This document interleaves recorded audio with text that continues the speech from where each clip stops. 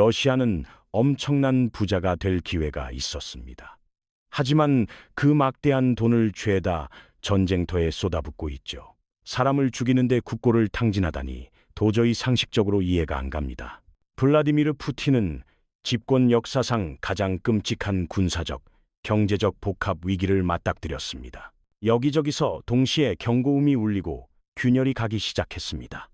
전쟁이 한때는 경제를 돌리는 윤활유 역할을 했지만 그 약발도 영원할 수는 없으니까요. 러시아 군대와 노동시장이 동시에 한계 시험대에 올랐는데 국가 시스템은 그 어느 쪽도 지켜주지 못하고 있습니다. 전장의 한기가 이제 최전선을 넘어 생산 라인과 공장 바닥, 즉 국가를 지탱하던 민간 산업 현장까지 깊숙이 파고들었습니다. 겉으로는 끄떡없는 전시 경제라고 포장했지만 실상은 빚과 협박 그리고 허상으로 간신히 버티고 있는 모래성임이 드러나고 있습니다. 지난 18개월 동안 러시아는 경제 체질을 강제로 전시 체제로 바꿨습니다. 그 결과 러시아 산업의 중추신경이 끊기면서 생산이 둔화되거나 아예 멈추는 곳이 속출하고 있죠. 기갑 차량 생산의 심장부인 유로바곤 자보드를 볼까요? 주력인 T-72와 T-90 전차가 예전처럼 원활하게 출고되지 못하고 있습니다. 아부토바즈 자동차 공장은 부품도 없고 사줄 사람도 없어서 조립 라인이 거의 멈췄고 로스셀마시의 트랙터 생산량도 곤두박질 쳤습니다. 시멘트 공장에서는 물량이 말라가고 있습니다. 심지어 한때는 정치적으로 철통 같은 보호를 받던 가즈프롬 관련 시설들조차 활력을 잃고 비틀거립니다. 이건 우연이 아닙니다. 경제라는 생명체의 산소 공급이 끊겨가고 있다는 증거죠. 러시아 경제는 딱 두 가지에 목숨을 걸고 있습니다. 첫째는 석유와 천연가스 같은 에너지 수출입니다. 하지만 이번 붕괴의 진짜 무서운 점은 눈에 보이는 혼란이 아니라 서서히 목을 조여오는 조용한 질식이라는 겁니다. 예고도 없이 근무조가 취소되고 근무 시간이 줄면서 월급은 반토막 나고 보너스는 증발해버렸습니다. 서류상으로는 직장이 있지만 그 월급으론 입에 풀칠하기도 벅찹니다. 그런데도 크렘린궁은 여전히 우린 통제 가능하다, 튼튼하다는 헛소리만 늘어놓고 있죠.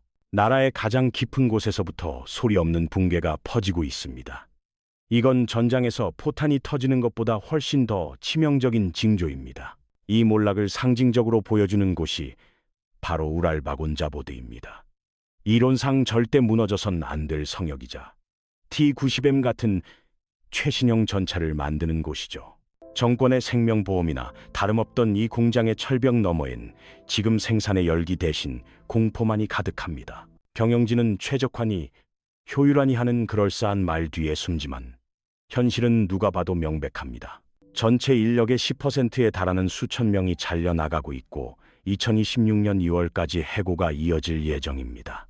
이건 구조조정이 아닙니다. 시스템이 망가졌다는 걸 자백하는 꼴이죠. 유튜브 알고리즘은 이런 뼈 때리는 이야기를 별로 안 좋아하지만 여러분은 진실을 알 권리가 있습니다. 공감하신다면 좋아요와 구독 버튼 한 번씩 부탁드립니다. 여러분의 응원이 알고리즘을 뚫고 채널을 유지하는 큰 힘이 됩니다. 다시 본론으로 돌아가서 우랄바곤자보드의 기술적 붕괴는 푸틴 경제 모델의 치명적 결함을 적나라하게 보여줍니다. 이 공장은 탱크만 만들어서 버틴 게 아닙니다. 진짜 돈줄은 민간 화물 열차 제작이었고 거기서 번 돈으로 군수품 생산 적자를 메워왔던 겁니다. 러시아 통계청인 로스스타트 자료만 봐도 충격적입니다. 화물 열차 생산량이 단 한 달 만에 3분의 1이나 날아갔으니까요. 원인은 간단하면서도 끔찍합니다. 중앙은행이 금리를 미친 듯이 올리는 바람에 돈줄이 완전히 말라버린 겁니다. 인플레이션 문제가 워낙 심각하다 보니 중앙은행 입장에선 돈줄을 꽉 쥐는 긴축 정책을 펼 수밖에 없었겠죠. 현재 러시아 금리는 21%에 육박합니다. 바이어는 사라졌고 해외 시장은 등을 돌렸으며 내수 시장은 꽉 막혔습니다. 민간 생산 라인이 올 스톱된 건 당연한 수순입니다. 여기서부터 크렘린의 통계 조작 마술이 시작됩니다. 공식 실업률은 낮다고 자랑하지만 러시아는 지금 숨겨진 실업에 파져 허우적대고 있습니다. 겉으로만 보면 실업률이 30년 만에 최저치로 떨어졌다고 떠들어대죠. 서류상으론 취업자지만 실제로는 몇 달째 주 4일 근무를 강요받고 있습니다. 야근 수당은 사라졌고 월급은 쪼그라들었죠. 가장들이 쥐꼬리만한 월급으로 가족들 생계를 책임져야 하는 상황입니다. 고용 수치는 관료들이 만든 소설 속에나 존재하고 현실의 구매력은 바닥을 뚫고 지하로 내려갔습니다. 채용 동결은 산업 역량을 조용히 그리고 확실하게 망가뜨리고 있습니다. 빈자리가 나도 사람을 안 뽑아요. 용접공이 은퇴하거나 세상을 떠나도 대체 인력이 없는 겁니다. 숙련된 기술의 맥이 끊기고 현장의 노하우가 사라집니다. 공식 발표만 없을 뿐이지 산업 인력 기반이 와르르 무너지고 있는 셈입니다. 한 번 잃어버린 기술은 하루아침에 복구할 수 없습니다. 민간 경제의 붕괴가 이제 군사 부문까지 전염시키기 시작했습니다. 민간 열차 팔아서 벌던 현금이 사라지니 탱크 만드는 비용이 천정부지로 치솟았습니다. 우크라이나 정보 당국의 확인된 분석에 따르면 러시아 방위 산업이 3년 만에 처음으로 역성장을 기록했습니다. 장갑차 생산 성장률이 61%에서 고작 6% 수준으로 곤두박질 쳤습니다. 시스템은 방전됐고 예비 전력도 바닥났으며 생산을 유지할 체력도 없습니다. 전쟁으로 성장한다는 신화는 끝났고 몰락이 시작된 겁니다. 우랄바곤자보드 사태는 단순히 공장 하나의 문제가 아닙니다. 푸틴식 국가 자본주의 전체가 무너지고 있다는 증거죠. 그 파장이 우랄산맥을 넘어 볼가강 유역까지 덮치고 있습니다. 군사적 야망을 채우려고 민간 경제를 희생양 삼았는데 이제 그 죽어버린 경제가 전쟁 기계의 발목을 잡고 같이 가라앉고 있는 형국입니다. 자동차 산업을 보면 답이 딱 나옵니다. 한때 러시아 제조업의 자존심이었던 라다 브랜드를 만드는 아부토바즈조차 2025년 9월부터 단축 근무에 들어갔습니다. 판매량이 대략 25%나 급감했거든요. 시장은 중국 업체들이 장악했고 러시아 사람들은 새 차를 살 돈이 없습니다. 기가 막힌 건 숙련된 기술자들이 공장을 때려치우고 배달 일을 하러 간다는 겁니다. 배달이 공장보다 돈벌이가 더 낫거든요. 엔지니어를 배달 기사로 만드는 나라가 어떻게 미래를 꿈꾸겠습니까? 농업 분야도 똑같은 전철을 밟고 있습니다. 상트페테르부르크 트랙터 공장의 주문량은 30%나 줄었고 1년 내내 따낸 계약이 손에 꼽을 정도입니다. 로스셀마시는 공장 가동을 주 3일로 줄였습니다. 농부들은 대출이 막혀서 장비를 못 사고 장비가 없으니 농사를 못 짓는 악순환입니다. 이건 몇 달 뒤에 닥칠 식량난과 물가 폭등을 예고하는 확실한 신호입니다.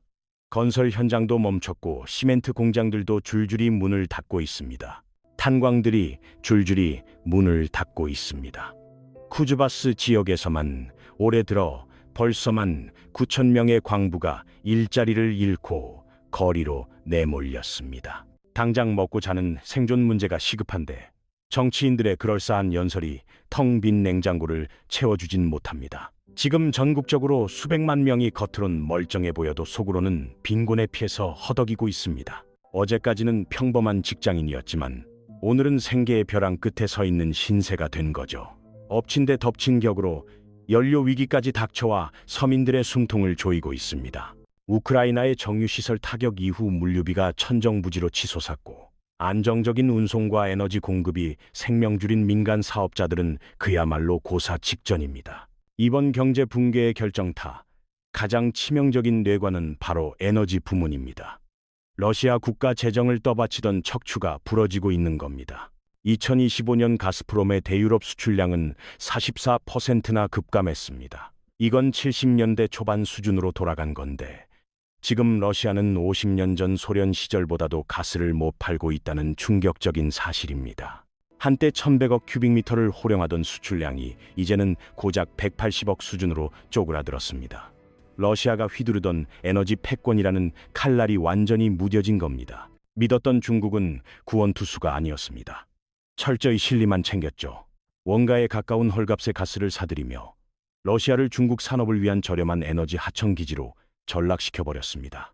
석유 수입 역시 전년 대비 30% 넘게 증발했습니다.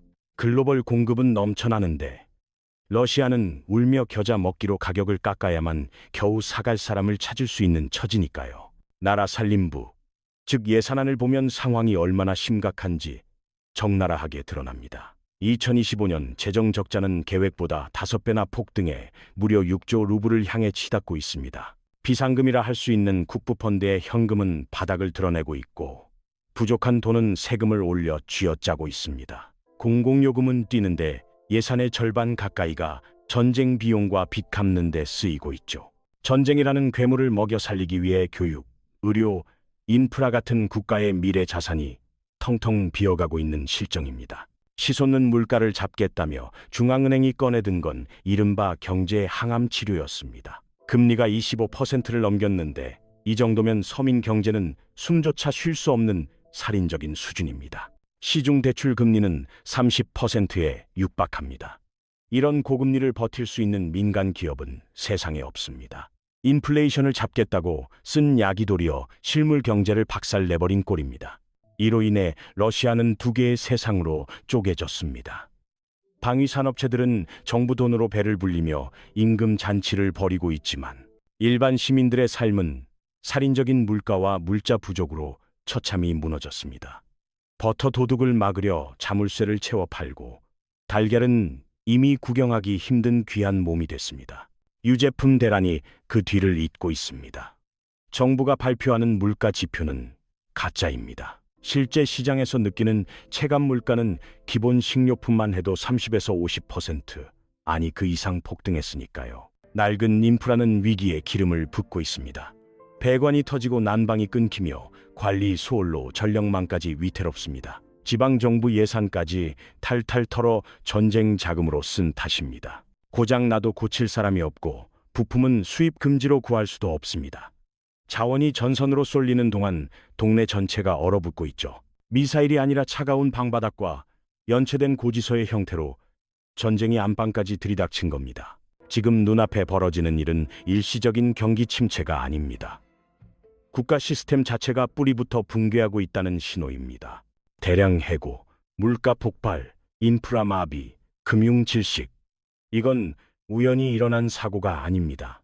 국가가 국민의 삶을 지키는 본연의 의무를 내팽개치고 전쟁 기계에 올인한 결과 나타난 병적인 증상들입니다. 수십 년간 러시아 국민들에게 주입됐던 복종하면 안정을 보장하겠다던 그 오랜 사회적 계약은 이제 휴지 조각이 되었습니다. 전쟁은 더 이상 먼 나라 이야기가 아닙니다.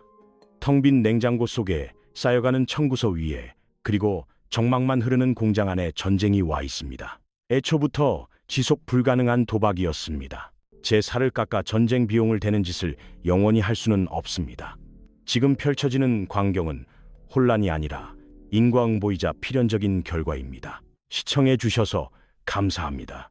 다음에 뵙겠습니다.